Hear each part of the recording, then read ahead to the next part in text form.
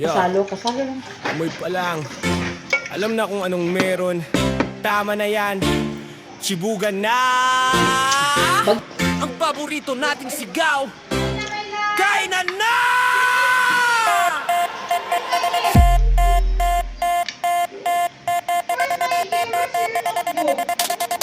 Mula sa pagkayot sa school man o sa trabaho, ang tiyan ay kumakalam. Oras na ng pagsalo-salo. Walang pormalan, di na kailangan na maarte. Basta't nakahanda na sa mesa ay tawagin na si ate. Sinigang na mainit, may asim na panlaban. Adobong malinamnam sa kanin mo'y sasabayan. Ang sarap ng buhay, sa bawat subo'y ramdam.